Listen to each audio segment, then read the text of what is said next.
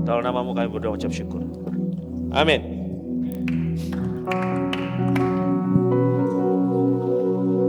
Selamat siang semua. Siang. Sepi amat. Nah gitu dong. Yang baru pulang lari.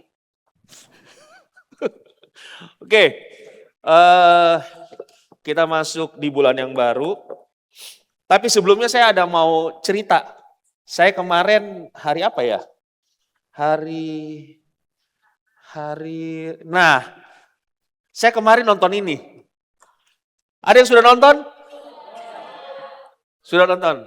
Hah? Yang belum nonton siapa? Oke, nggak apa-apa, saya ceritain aja sekarang. Jadi, jadi begini, ini Spider-Man. Udahlah, lo nonton sendirilah. Oke, nggak, I'm kidding. Bagus gak Spider-Man-nya? Bagus, nonton dah. Ya, kasihan deh kalau belum nonton. Nanti habis ibadah saya spill. Langsung pada, wow. Oke. Udah dong. Suka banget kayaknya. Oke. Jadi, hari ini saya mau share tentang stretch out. Oke. Nah, sebelum saya mulai saya mau gini. Coba jujur sama diri sendiri. Ya. Coba kalian jujur sama diri kalian sendiri. Hari ini kamu lebih percaya sama apa yang kamu lihat atau sama apa yang Tuhan bilang buat kamu? Jujur aja. Ya. Karena lately saya ngelihat Jakarta kemarin sosmed penuh dengan katanya ada demo. Ada demo ya? Nah, benar ada demo. Benar ada demo. Karena tulisan dibilang katanya di Tamrin kan? Lah kita kan di Tamrin, saya nggak pernah lihat itu demo. Saya nggak pernah lihat, makanya saya bilang gini, emang ada demo? Saya bilang gitu. Nah, sometimes begini, waktu kita lebih terpaku sama apa yang sosial media bilang, kita langsung lupa untuk cek apakah benar. Dan semua yang kita pikir bahwa semua yang di sosial media itu benar. Padahal belum tentu. Siapa tahu kejadian 10 tahun lalu kah. Karena kalau ngeliat videonya kayak tua banget. Iya kan? Nah, kebanyakan dari kita hidup berdasarkan apa yang kita lihat. Ya. Kita lebih percaya yang kelihatan, yang bisa dihitung, yang bisa dipegang,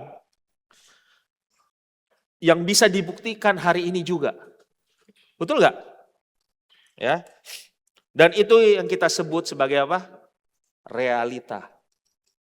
Betul? Realistis itu kan definisinya kan? Tapi hari ini saya mau share sesuatu yang saya pikir bakal ganggu definisi realistis kita. Oke? Yuk mari sama-sama kita buka Markus 3 ayat 1 sampai 5.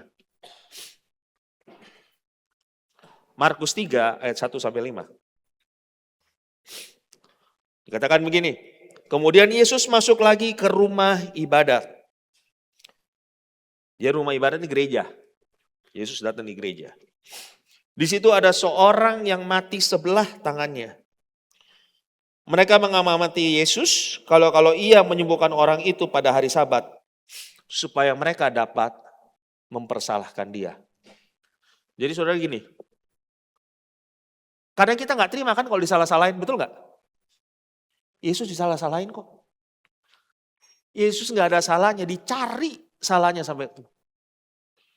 Jadi gini, kalau kamu hari ini disalah-salahin, terima aja udahlah. Kalau nyanyi mau seperti Yesus sampai keluar air-air dari semua macam lubang. Tapi begitu disalahin gak terima. Ya gimana? Part of menjadi seperti Kristus adalah ya kamu terima disalahin. Ya. Nah, kata Yesus kepada orang yang mati sebelah tangannya itu, mari berdirilah di tengah. Kemudian katanya kepada mereka, manakah yang diperbolehkan pada hari Sabat? Berbuat baik atau berbuat jahat? Menyelamatkan nyawa atau membunuh orang? Berarti Yesus tahu dong maksudnya orang-orang di situ. Ngeliatin dia. Tapi mereka itu diam aja. Ia berduka cita karena kedegilan mereka dan dengan marah ia memandang sekelilingnya kepada mereka lalu ia berkata kepada orang itu, ulurkanlah tanganmu. Dan ia mengulurkannya maka sembuhlah tangannya itu. Di The Passion Translation bilang begini, now stretch out your hand. Dia bilang gitu. As he stretched out his hand, he was instantly healed.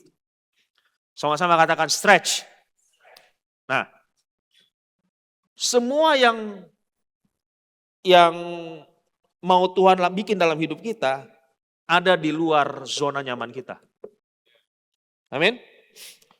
Semua yang akan Tuhan bikin dalam hidup kita sangat tergantung sama keputusan kita. Kita mau serahkan diri kita sepenuhnya apa enggak? Make sense? Sampai sini oke? Nah, banyak orang bilang begini, sulit loh rasanya kita serahin kita punya hidup 100% sama Tuhan. It feels impossible. Kayak nggak mungkin banget. Ya. Dan kayaknya hidup menyerahkan diri sama Tuhan itu susah, menyusahkan kita ujungnya. Nah, tapi kita pernah sadar nggak? Hidup setengah hati sebenarnya lebih menyiksa. Hidup separuh-separuh, saudara kan lebih menderita. You have to choose. Ya. In this life, we either live natural or supernatural. You have to choose. Oke, saya kasih tahu. Contohnya hidup natural itu kayak gimana? Semua orang mengalami A dan resultnya A. Itu natural. Supranatural, kamu mengalami hal yang sama, resultnya juga beda. Kamu mau pilih hidup yang mana? Supranatural atau natural? Oke? Nah, ada 4 poin yang saya mau share hari ini. Kalau saudara mau catat, saudara catat sekarang. Yang pertama, get vision. Saudara mesti punya visi. Kita nggak cuman butuh eyesight, kita butuh insight. Amin. Kita butuh insight lebih daripada eyesight. Artinya gini, what do you see with your eyes closed? Apa yang saudara lihat waktu saudara merem? What do you see? Untuk masuk ke hidup yang berkelimpahan, hidup yang Tuhan sendiri sudah janjiin, kita nggak bisa asal ikut arus. Nggak bisa. Kita perlu tahu perspektif Tuhan atas hidup kita, atas gereja kita. Untuk itu yang kita butuh bukan cuma eyesight. Bukan cuma ini doang nih secara fisik, mata secara fisik. Kita butuh insight yang lebih tajam daripada kita punya mata secara fisik. Karena kalau kita lihatnya secara mata, secara fisik, hari ini semua nggak ada yang bagus. Saya baru tadi di sini saya terima email, ada laporan keuangan lah dari satu organisasi. Dia bilang ini pendapatan semua menurun di semua gereja dalam organisasi itu. Karena apa? Ekonomi turun. Dia bilang begitu. Kita mau percaya mana? Percaya itu atau percaya sama Tuhan yang janji sama kita? Kita mesti pilih hari ini. Ya. Kita butuh orang yang bisa melihat kesempatan dalam tantangan. Jangan jadi orang yang tiap kali lihatnya tantangan dalam setiap kesempatan. Itu masalah. Itu masalah banget. Nah, kita butuh insight, kemampuan untuk melihat gini, lewat iman, lewat firman Tuhan. Dan kita mesti mau dituntun oleh Roh Kudus. Nah, Abraham tahu persis rasanya tunggu janji yang gak pernah datang. Kayaknya gak pernah datang. Saudara baca aja ceritanya Abraham. Itu kalau kurang lama nunggunya saya gak tahu apa lagi. Itu lama banget. Ya, dia dijanjiin Tuhan apa? Anak. Betul nggak? Janjiin anak. Udah opa-opa dijanjiin anak. Impossible lah. Jadi kalau kalian masih umur 30 tahun masih mau tunggu anak, sudahlah santai aja. Ini Abraham opa-opa masih punya anak. Ya.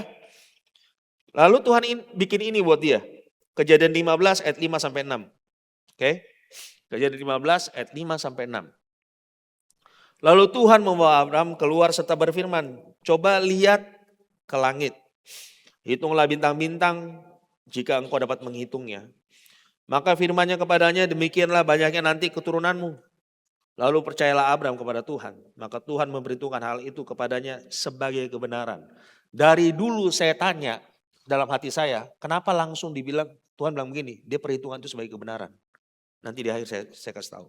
Nah, janji soal keturunan Tuhan udah Tuhan sampaikan dari pasal 12, 3 pasal loh. Dia udah ngomong dari 12. Tahun-tahun lewat belum ada satupun yang kelihatan. Tapi di ayat 6 ada satu pergeseran yang gampang banget kelewat kalau kita baca terburu-buru. Bilang ini, lalu percayalah Abraham. Kenapa ini big deal? Karena banyak dari kita, oke lah kita percaya Tuhan ada. Ada yang nggak percaya, ada yang masih belum percaya Tuhan itu ada di sini? Ya nggak apa-apa, angkat tangan aja. Nanti kita ngopi kan, kita buktikan. Semua percaya aman ya, kita semua percaya Tuhan itu ada ya. Oke, masalahnya Tuhan yang mana? Ya kan begitu. Kita nggak ragu itu. Tapi gini, belum tentu kita sudah percaya hidup kita sama Tuhan. Kamu tahu Tuhan ada, tapi kamu belum percayakan hidupmu sama Tuhan. Ada perbedaan antara believe in God and trust in God. Saya sudah jelasin kan. Trust bicara deeper dari cuman believe. Believe adalah gini, waktu kamu lihat bukti, so you believe. Trust, waktu kamu nggak lihat bukti, and you choose to trust God. Yang satu mengakui fakta, yang satu belum ada fakta dan dia tetap percaya. Nah, kata Ibrani 11 ayat 6 bilang begini, mustahil kita berkenan di hadapan Tuhan bukan karena Tuhan pelit sama yang belum percaya penuh, tapi gini, iman itu bahasanya Tuhan. Bahasa di surga itu currency-nya iman. Currency di surga itu iman. Amsal bilang begini, Amsal 29 ayat 18. Bila tidak ada wahyu, jadi liarlah rakyat. Oke. Dalam terjemahan bahasa Inggris saya bilang gini, without vision, people perish. Tanpa visi dari Tuhan, kamu gak cuma jalan di tempat, you lose everything. You lose everything. Menjadi liarlah rakyat. Bilang gini, kita bakal capek, sibuk, banyak aktivitas, tapi kamu gak kemana-mana. Kamu capek. Saya bilang begini, saya nggak apa-apa kita kerja keras, betul nggak? Ada yang keberatan kerja keras di sini? Enggak dong. Kita oke kerja keras selama menghasilkan, betul nggak? Kalau kerja keras nggak menghasilkan, ya ampun, ya kan? Hasilnya apa? Kita gini, prinsip sederhana yang saya pegang gini, kita akan kehilangan traction untuk hal yang nggak pernah bisa kita lihat arahnya. You will lose traction for things yang you cannot see where it goes. Dan sebaliknya gini, waktu insight dari Tuhan yang pimpin langkah kita, hidup kita gini, digambarin di Roma kayak gini. Hidup yang penuh sukacita, damai, berlimpah dalam pengharapan. Bukan karena keadaan kita berubah duluan, tapi karena harapan kita udah gak lagi tergantung sama apa yang kita lihat. Harapan kita gak tergantung dengan keadaan. Orang lain bisa bilang resesi, kamu bilang enggak. It's something. Orang bisa pikir kamu gila, tapi that's okay. Kalau kita belum cukup gila untuk Tuhan, mungkin something wrong with us. Iya kan? Kita mengharapkannya apa? Mujizat yang gila-gilaan. Kamu gak mau gila-gilaan percaya Tuhan? Mana? Eyesight shows us what is. Regret show us what could have been. Vision shows us what could be. Eyesight, mata kita cuma bisa tunjukin apa yang ada sekarang. Regrets, kalau saudara mau tahu yang paling tidak enak di dalam hidup ini adalah menyesal. Ya. Regrets cuma bisa tunjukin apa yang bisa terjadi. Tapi visi dari Tuhan nunjukin apa yang masih bisa terjadi. Itu visi. Ya. Pertanyaannya sekarang, hidup kita saat ini, hari ini, detik ini didorong dari apa? Dari apa yang kamu lihat atau dari visi yang Tuhan sudah kasih sama kamu? Yang pertama. Yang kedua, get out from our safe zone. There is no growth in safe zone. Nggak ada. Nggak ada. Saudara kalau nge-gym, saudara mesti nambah beban setiap kali. Betul nggak? Untuk supaya kemampuan saudara nambah. Kalau saudara punya kemampuan misal di 10 kilo dan saudara mau angkat yang 5 kilo, terus ya nggak bakal naik jadi 15 kilo. Ya, nah Abraham terjebak bertahun-tahun di tendanya sendiri. Bertahun-tahun Abraham terjebak di situ. Dalam tenda itu dia sibuk satu hal. Dia mengeluh soal janji yang nggak kejadian. Terkadang begini, hal yang buat kita itu perlindungan, ternyata itu penjara buat kita. Ya kan? Saudara bilang begini, saya mau menjaga hati. Jagalah hatimu dengan segala kewaspadaan. Tapi in the process kamu jaga hati, kamu bikin penjara di sini. Hatimu udah gak bisa ngasihin orang lagi. Betul gak? Kita begitu kan, kita jaga hati. Enggak, kamu gak lagi jaga hati. Kamu lagi penjarain diri hatimu sendiri untuk kamu bisa mengasihi orang. Ada beberapa hal yang mungkin Tuhan pernah janji buat kita. Mungkin sampai hari ini gak pernah kejadian, prosesnya lama. Dan bahkan gini, dalam waktu tunggu itu, ada suara-suara datang sama kamu. Dia bilang begini, you're not good enough. Kamu gak layak. Kamu gak layak bahagia. Kamu gak layak happy. Kamu gak layak diberkati. Kamu kurang doa. Sedap. Kamu kurang doa. Ya. Mungkin orang lain lebih layak diberkati dari kamu. Mereka lebih layak punya kehidupan yang lebih pantas daripada kamu. Kamu kurang melayani sih. Iya kan? Tuhan gak pernah ngomong begitu. Yang ngomong begitu pendeta. Tuhan gak pernah ngomong gitu. Karena saya gak percaya begini. Kita perlu melayani supaya Tuhan lebih mengasihi kita. Saya melayani karena saya tahu Tuhan sudah mengasihi saya. Iya dong? Nah, pernah gak kita punya suara-suara kayak gitu? Wah, pekerjaan lu kurang diberkati sih. Kurang perpuluhan sih lu.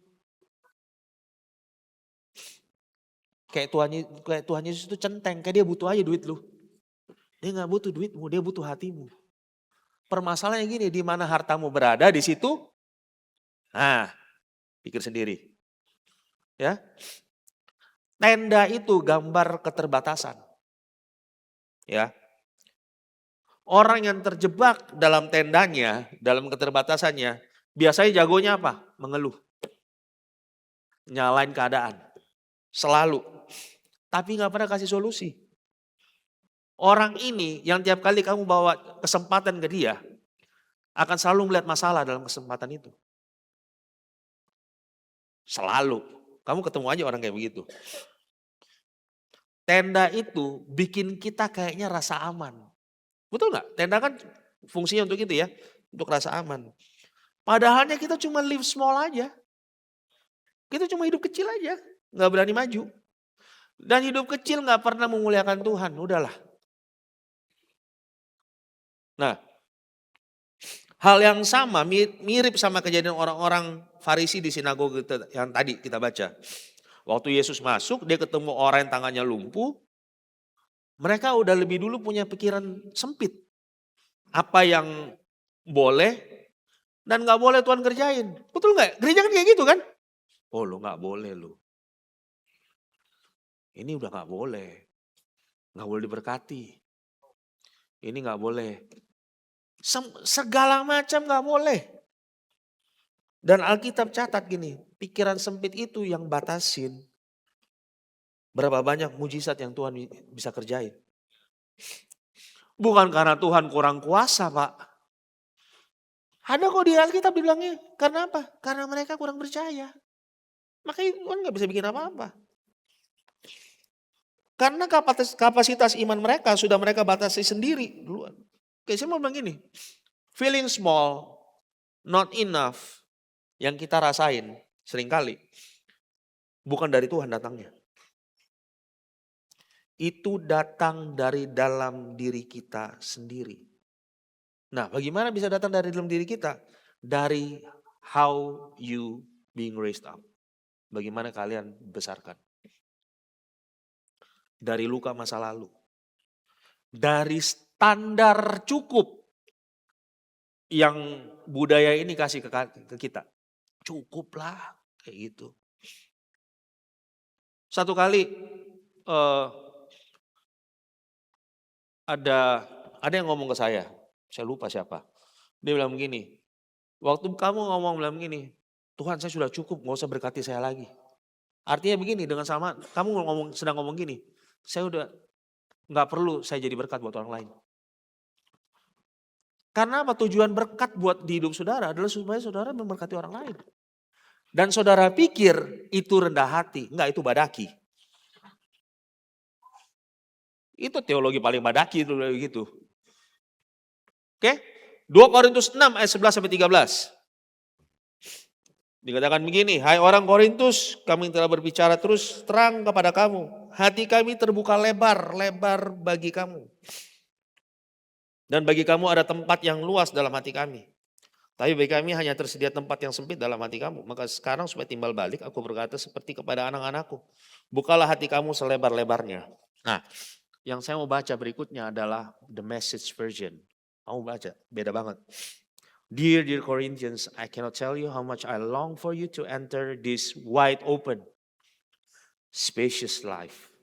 We did not fence you in. The smallness you feel comes from within you. Dari dalam. Your lives are not small and you're living them in a small way. I'm speaking as plainly as I can and with great affection. Open up your lives. Live openly and expansively. The message ngomong gini. Ini yang Tuhan mau. Dan kita, I have news for you. Hidup menderita gak bikin kamu tambah rohani. Ya, hidup menderita gak bikin kamu tambah rohani. Jadi stop inilah victim mentality, jadi mental korban. Kamu jadi korban gak bikin kamu jadi lebih rohani kok. Hidup kecil gak akan membawa Tuhan kemuliaan apapun. Kita itu dari kecil, mungkin kamu enggak. Saya dulu ada lagu Sunday School. Persembahan kami. Terus? Kasihan. Sedikit sekali. Makanya, gak enak gue ngomongnya. Makanya kalau susah, jangan salahin Tuhan lah, nyanyimu aja begitu. Karena lagu itu, saya kasih persembahan dulu, opa saya kasih saya 1.000. Saya tukar di warung 502 biji. Jadi 500 saya kasih masuk persembahan, 500 kan sedikit sekali, kurang sedikit ini kalau 1.000. Saya bilang begitu. Betul kan? Dulu pangsit mie bisa dapat 5.000. Saya pikir saya tabung-tabung, saya makan pangsit mie di depan. Cuman, ya gini nih. mentalnya. Jadi semua orang adu derita. Iya kan? Seakan-akan kalau lu menderita, wah Tuhan sayang banget sama lu. Enggak. Nah, kalau dibiarin living small itu mulai bentuk cara pandang kita soal Tuhan. Bahaya di situ. Akhirnya seperti Sarah, yang akhirnya disimpulin sendiri. Tuhan gak bakal kasih gua anak. Padahal dia gak pernah benar-benar dengar Tuhan bilang begitu. Itu cuma kesimpulan dari orang yang sudah kelamaan hidup dalam tenda. Yang ketiga, God's word not equal our world. Ya. Coba perhatiin kontrasnya. Abraham gak punya anak. Firman Tuhan bilang gini, keturunanmu bakal sebanyak bintang di langit, pasir di laut. Itu bukan gap kecil. Ya. Itu adalah impossible gap kayaknya. Itu multiverse gap. Itu multiverse gap tuh. Dan itu memang sengaja. Karena kalau janji Tuhan kedengarannya masuk akal, kita bakal gampang klaim itu hasil usaha kita. Wah karena saya kerja keras. Ya kan? Satu kali di conference C3 kemarin. Ini duit siapa nih kasihan? Wih saya dapat 500. Zaman dulu persembahan nih. Jelvan punya ya? Oh kasihan. Jadi, gue mau ngomong apa lagi? Oke, gap. Jadi, di conference kemarin, kalau nggak salah Pastor Jimmy dari, dia ngomong gini sesinya dia. Kalau kamu punya duit 100 juta, kamu beli barang 100 juta, bagian Tuhan di mana di situ? Dia bilang begitu. Itu benar-benar kayak that small statement bikin itu ngegamparin saya benar-benar. Terus dia bilang begini, perhatiin nggak janda Sarfat, mujizat berhenti waktu tempayan kosong habis. You need to create gap supaya Tuhan bisa fill in. Dan kalau Tuhan fill in selalu lebih dari cukup. Tapi kita suka main aman. Saya suka main aman. Saya pikir begini, sudahlah stop ini sakit-sakit kepala nih, pikir cicilan ya kan. Asli. Saya pikir begini. Wah udah mustahil bin mustajab dah. Sampai satu kali. Oke.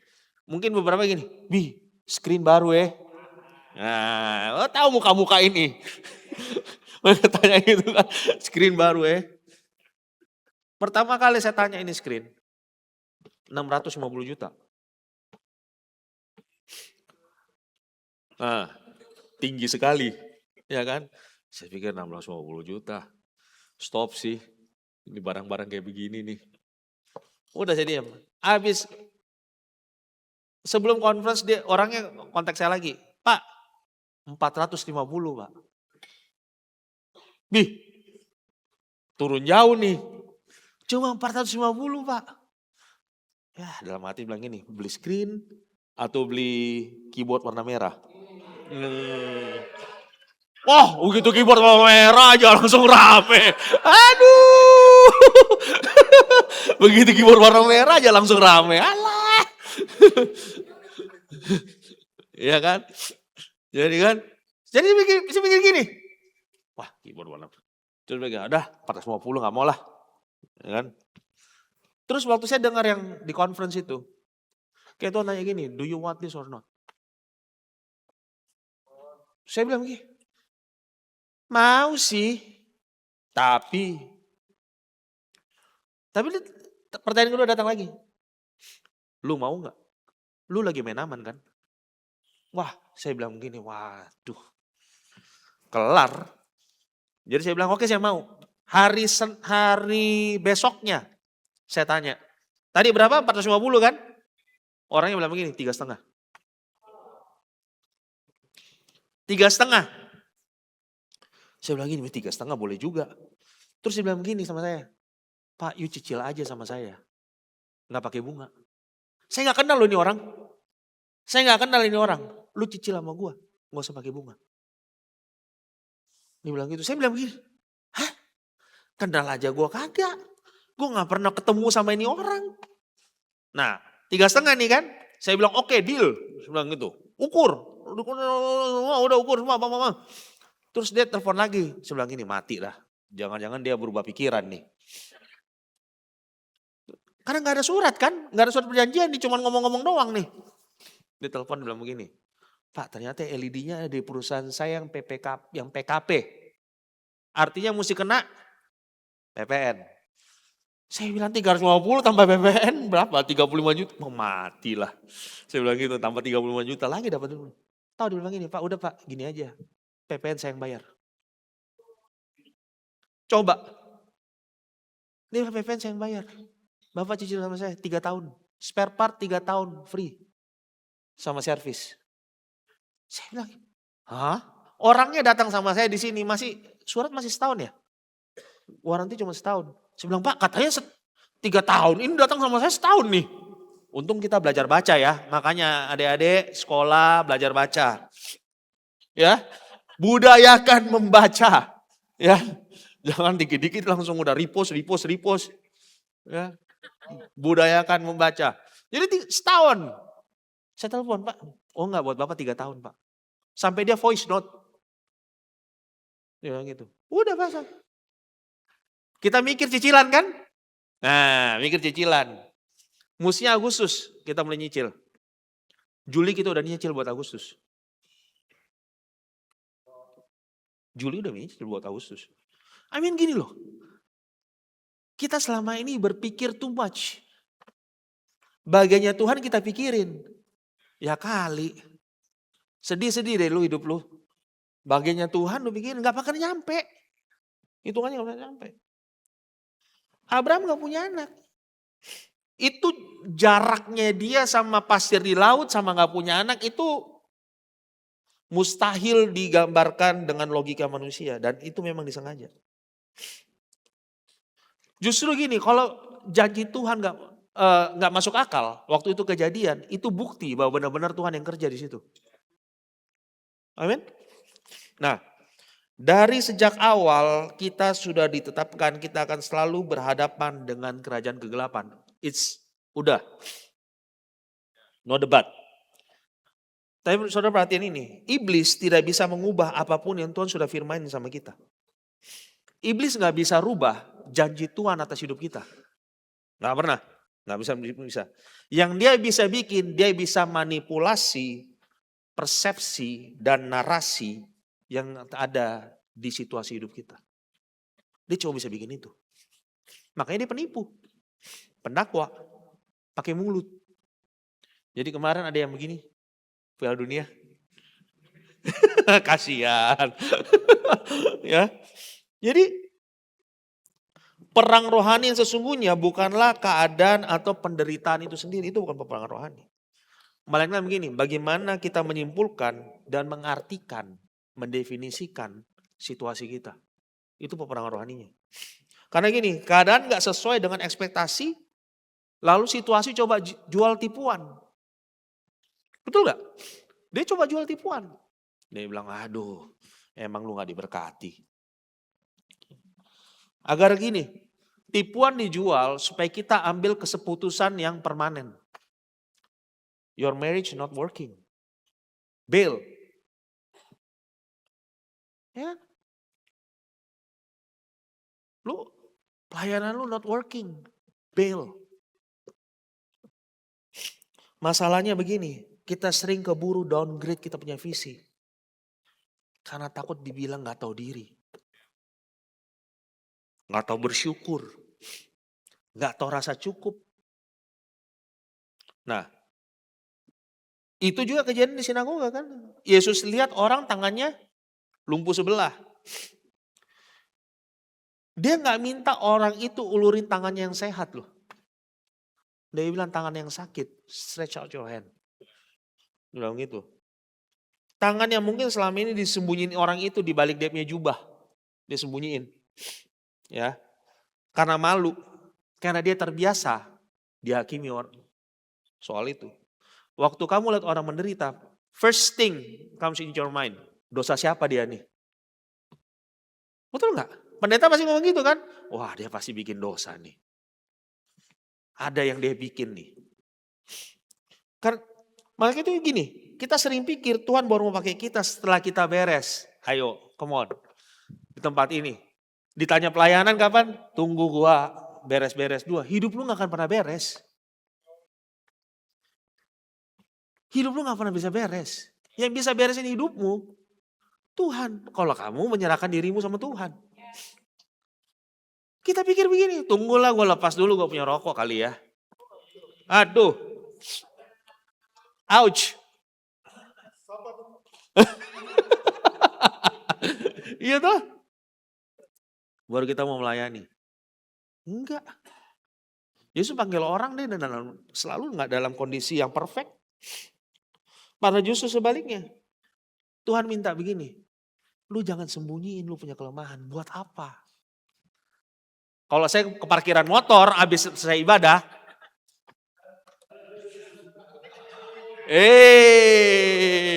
Semua tang. Padahal kalian gak begitu. Home base asap. Padahal kalian gini. Kalian gak begitu pun saya tahu siapa yang bikin. Ya kan? Tapi Tuhan bilang gini. Lu gak perlu sembunyi kok. Gak perlu lu bangga juga. Ya. Kita akan habisin seumur hidup kita untuk trying to fix something yang cuma Tuhan yang bisa fix. Dan itu hancur. Yesus cuma minta kita gini, datang apa adanya. Ulurin aja tangan lu sini. Waktu Paulus berdoa, Paulus pernah berdoa 3 kali. Habis itu dia stop berdoa. Enggak. Dia berdoa supaya minta duri dalam dagingnya dicabut. Betul gak? Pernah baca ya? Ya kan? Terus Tuhan bilang apa? Kasih karuniaku cukup. When you pray over something in your life yang you pikir, wah ini sih duri dalam daging. Ini something yang gak berkenan buat Tuhan. Baru Tuhan kirim apa? Kasih karunia. Prayer unleash grace. Prayer always unleash grace. Jadi dia bilang begini, sebab justru dalam kelemahan itulah kuasanya jadi sempurna. Jadi bukan soal kamu layak apa enggak. Ini about God's grace. Kamu bisa datang apa adanya, dia yang kerjain sisanya. Modal kita cuman percaya sama mau. Kamu mau enggak? Kamu percaya enggak? Yang keempat, get in line with God's timeline. I have 10 minutes left. Ada satu godaan yang ada di sepanjang jalan kita ikut Tuhan. Ada lagi nih, mempercepat apa yang Tuhan sudah janjiin sama kita. Terus kita bungkus itu dengan apa? Percepatan. Get in line with God's timeline. Oke? Nah, sebelum saya lanjut, saya bilang begini. Bible is a book about decisions, not destiny. It's a book about decisions. Setelah menunggu bertahun-tahun, Sarah akhirnya suruh Abraham tidur sama Hagar, hambanya. Dan Abraham, Alkitab catat dengan jujur, dia dengar perkataan Sarah. Ya, hasilnya lahir seorang anak, tapi itu bukan anak perjanjian. Hasil yang mirip nggak selalu berarti sumbernya sama. Ya, the end not always justify the means. Akan selalu ada pilihan Hagar yang tersedia buat kita masing-masing. Jalan pintas yang kelihatannya kasih hasil yang serupa. Tapi lahir dari usaha kita sendiri. Bukan dari iman sama janji Tuhan. The choice begini, kita bisa putusin. Kita mau Hagar dan Ismail atau Sarah dengan Ishak. Kamu mesti putusin. Yang satu melambangkan usaha manusia, sedangkan yang lain butuh yang namanya perjalanan iman. Perjalanan iman ini yang kita nggak punya endurance-nya. Firman Tuhan berkata begini, terkutuklah orang yang mengandalkan kekuatannya sendiri. Sebenarnya gini, untuk kebanyakan orang mungkin hasilnya sama aja, yang penting dapat ya, bilang gitu. Sama-sama menghasilkan keturunan. Tapi bagaimana keturunan itu lahir, dengan campur tangan siapa keturunan itu lahir, sangat menentukan kelangsungan dari keturunan itu. Karena ada janji Tuhan yang involve di situ. Ada janji Tuhan involve di sini. Tuhan pernah ngomong ini sama bangsa Israel, Keluaran 23:30. Sedikit demi sedikit aku akan menghalau mereka dari depanmu. Sampai engkau beranak cucu sedemikian. Hingga engkau dapat memiliki negeri itu. Sedikit demi sedikit. Kita mau langsung besar. Dulu awal-awal kita start gereja kita di Kuncit berapa orang? 20 orang. 20 orang. Saya main musik, habis itu saya di sini. Ya hari ini juga minggu depannya saya main. Ya kan? Nah, sedikit demi sedikit bukan karena Tuhan slow. Tapi karena dia tahu kita butuh proses biar kita benar-benar siap sama apa yang dia janjiin. Proses Tuhan hampir selalu lebih lambat dari apa yang kita mau. Tapi hasilnya paling bisa dipertanggungjawabkan. Oke. Saudara suka masak gak? Yang suka masak siapa? Daging yang di slow cook selalu lebih empuk. Betul gak? Wah bener-bener. Dia dibanding dengan gini. Oke, kamu masak coba daging yang di slow cook sama daging yang langsung masuk microwave. And then bandingkan hasilnya. Kayak sandal jepit yang masuk di microwave.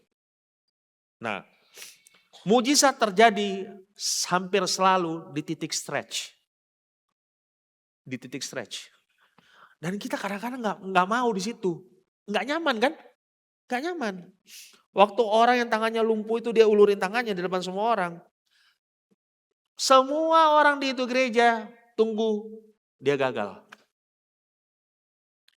Tapi di situ dia sembuh. Bukan sebelum dia ulurin. Ya. Saudara kalau lihat orang yang 10 orang kusta, Tuhan bilang begini, tunjukin diri lu sama imam besar kan? Disuruh gitu kan? Dia sembuhnya di mana? Di jalan kamu pikir dia sudah sembuh? Belum sembuh. Orang buta yang diludahin begini sekarang basuh mata lu di kolam sana. On the way ke sana, dia jalan sendiri by the way. Jaraknya 1 kilo. Hitung aja. Jaraknya dari titik dia. Serius Pak. Saya hitung jaraknya soalnya. Dari titik Tuhan Yesus sembuhin dia sampai ke kolam. Kamu pikir itu kolam kayak kolam renang cuma kotak begitu. Zaman dulu kolam turun tangga 3 tingkat mungkin sampai ke bawah. Orang buta gak bisa turun tangga Pak. Paling gelundung. Iyalah dia mau gimana. Coba pikir. Dari jalan 1 kilo sampai turun tangga itu dia belum melek. Dia belum melek.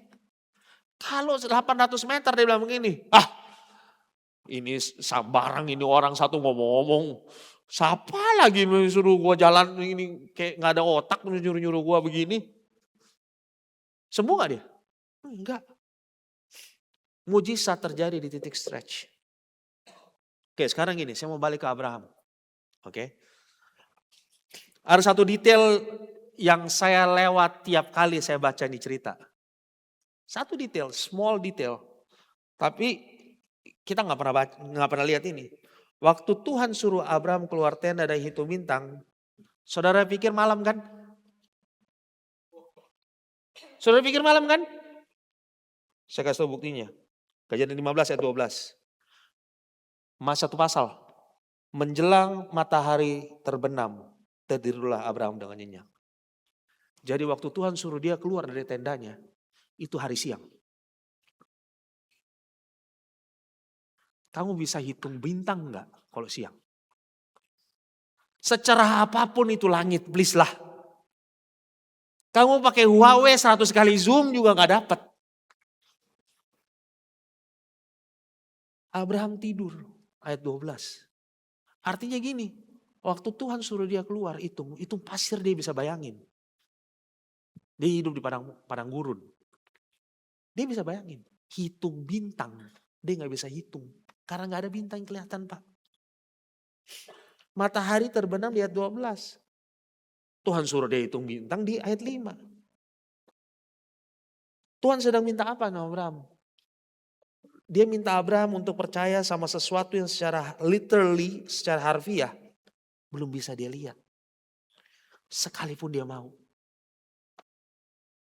Sekalipun dia mau. Bukan cuma soal keturunannya yang belum ada, ilustrasi bintang itu sendiri aja gak muncul di siang-siang, Pak. Gak ada. Sejak awal Tuhan ajarin Abraham satu hal. Janjinya gak akan pernah bisa diukur pakai kemampuan lu untuk melihat. Jadi kalau kamu hari ini coba ukur janji Tuhan dengan kemampuanmu melihat, you will fail, desperately fail, miserably fail, hancur. Kalau kata Lolon, ambruk.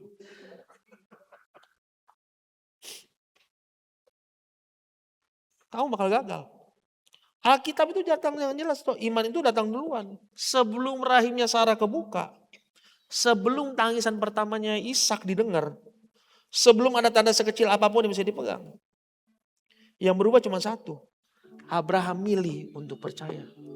Makanya itu Tuhan bilang begini, gue hitung itu sebagai kebenaran. Kita mau janji Abraham, kita klaim janji Abraham, percaya aja gak bisa. Kamu bisa klaim 1000 kali sampai mulutmu berbusa.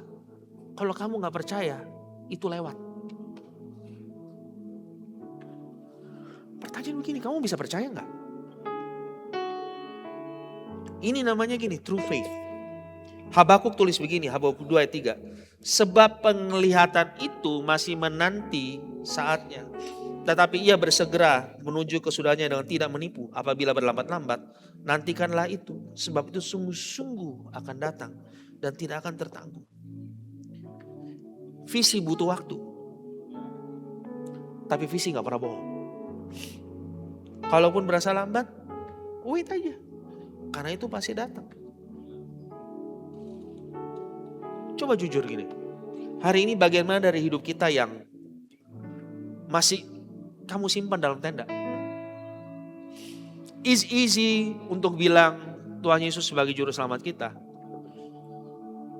Tapi apakah kamu bisa bilang Tuhan Yesus sebagai Raja yang perintah atas hidupmu? Dia hanya bisa bertanggung jawab atas bagian hidupmu yang kamu kasih sama dia. Sebagian orang begini, I'm okay, kasih my part of life yang my lifestyle. Tapi dompet gue jangan dulu deh. Ada orang begini, I'm okay with my wallet. Gue gak ada masalah ngasih. Gue udah gak ada masalah ngasih gue punya lifestyle. Tapi jangan ganggu hubungan gue. Terus kamu kalau something goes wrong with that, kamu minta Tuhan dan tanggung jawab. Berapa banyak yang sering nyalain Tuhan? Iya kan? Cacat teologisnya di situ. Kita minta Tuhan bertanggung jawab atas sesuatu yang kita gak pernah serahin ke dia.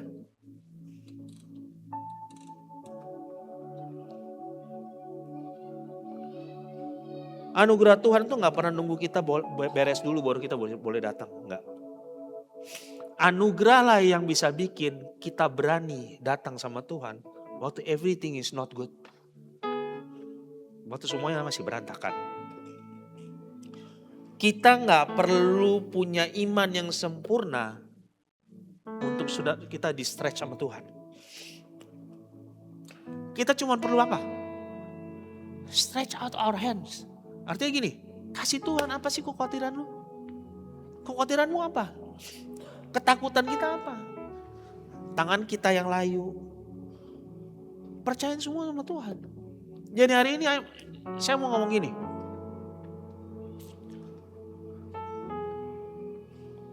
Bukan usaha yang keras.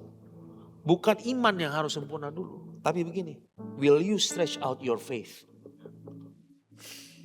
Will you stretch out your hand? Apapun yang kamu genggam erat hari ini, release it. Karena kalau masih di tanganmu gak punya kuasa. Hanya kalau kamu lepasin, Tuhan bisa ambil.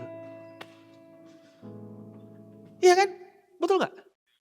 Di tangan kita itu gak, bola di tangan saya gak jadi apa-apa. Saya mau tanda tangan, saya mau apa itu bola kaki, gak jadi apa-apa.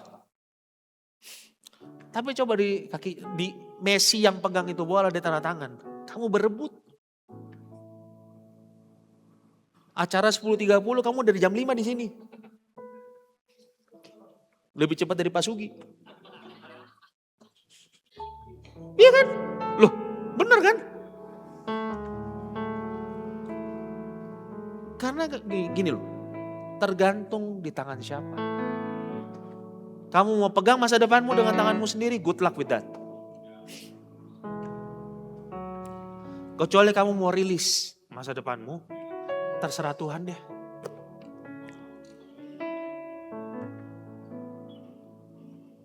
Hari ini saya mau challenge saudara gini, are you willing to stretch out your life?